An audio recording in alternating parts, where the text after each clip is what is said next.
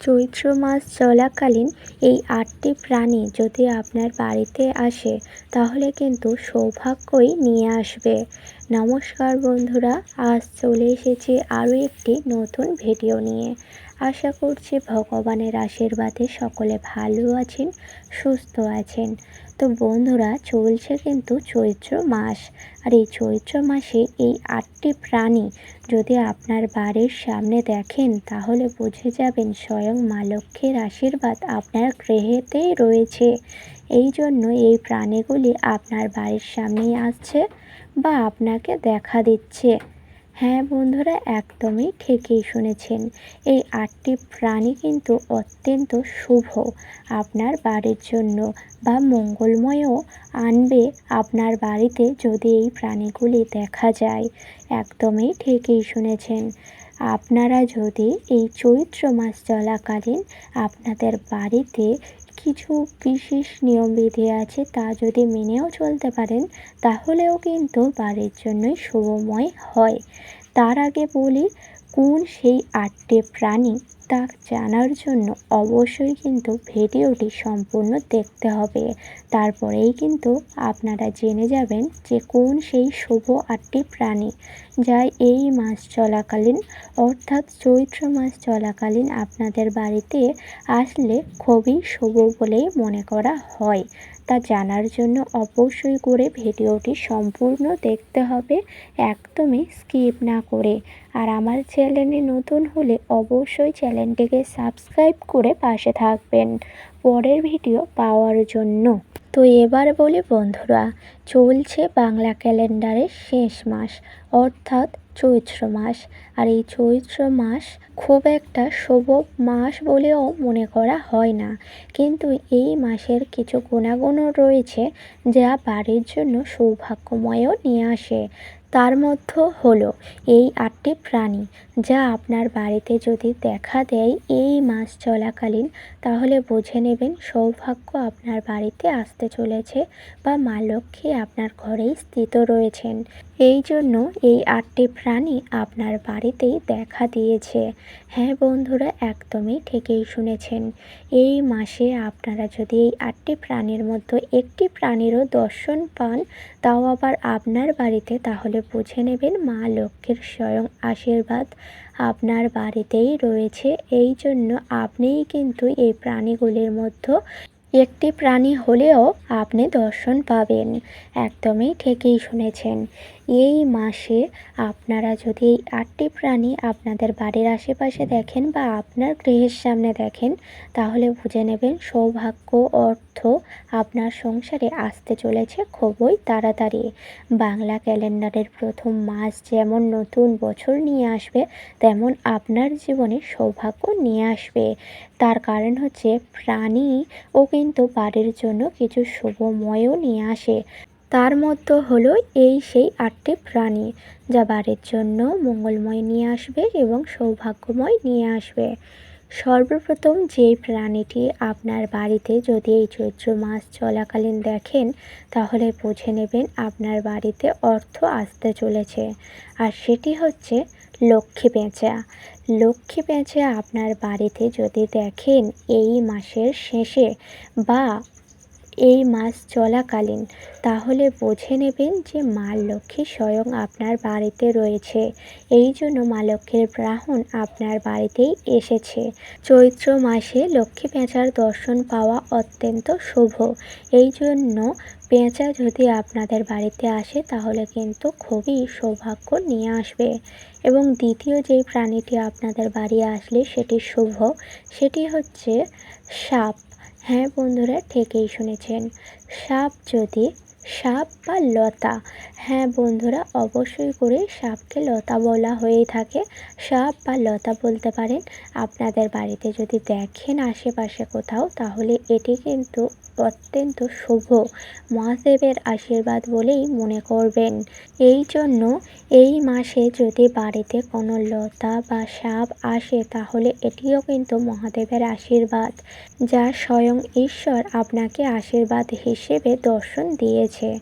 এবং তৃতীয় যে প্রাণীটি হচ্ছে সেটি হচ্ছে কালো পিঁপড়া। হ্যাঁ বন্ধুরা, আপনারা পূজা পাঠ হয়তো করেন সকালের বা সন্ধ্যাতে। যখনই ভোগ নিবেদন করবেন তখনই দেখবেন যদি বাড়ির ঠাকুর ঘরে চারিদিকে যদি কালো পিঁপড়ার আনাগোনা বাড়ে, তাহলে বুঝে নেবেন যে মা লক্ষ্মীর আশীর্বাদ এটি। কালো পিঁপড়া বাড়িতে থাকা মানে অর্থ বৃদ্ধি হয় ও সৌভাগ্য বৃদ্ধি হয়। এই জন্য কালো পিঁপড়া বাড়িতে থাকা খুবই শুভ।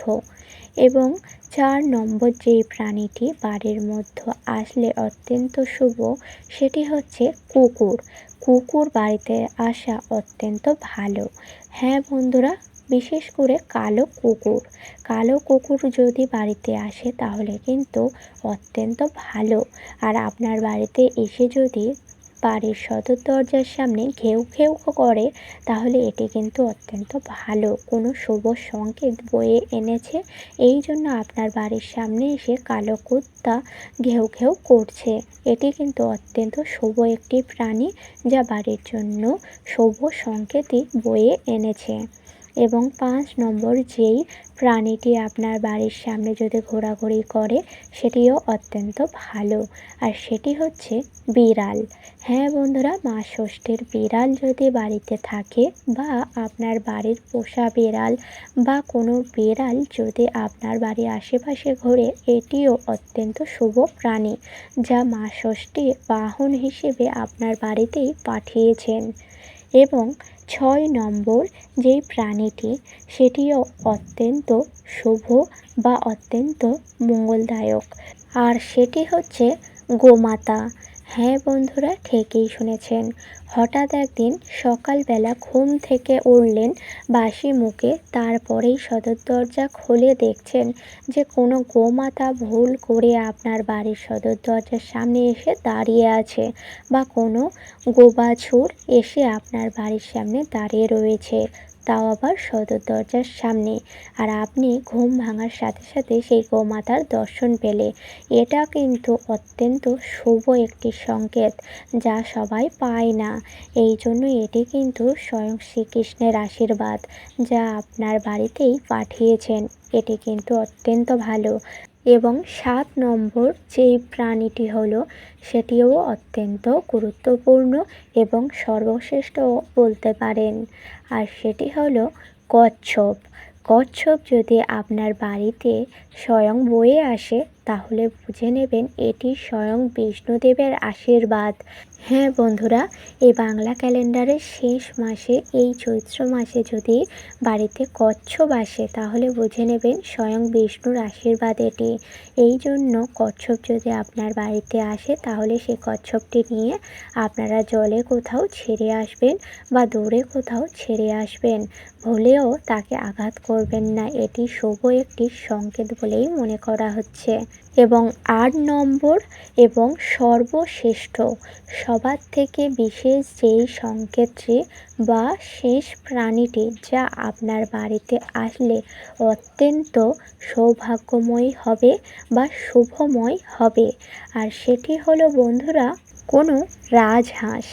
হ্যাঁ বন্ধুরা, অবশ্যই করে এই মাসের শেষে বা এই মাস চলাকালীন যদি কোনো বড় রাজহাঁস আপনার বাড়ির উঠানে আসে ভুল করে, আর হাঁসের মতো যদি ডাকে, তাহলে বুঝে নেবেন সেই ডাকের মাধ্যমে আপনাকে কিছু বোঝাতে চাইছে বা শুভ সংকেত নিয়ে এসেছে।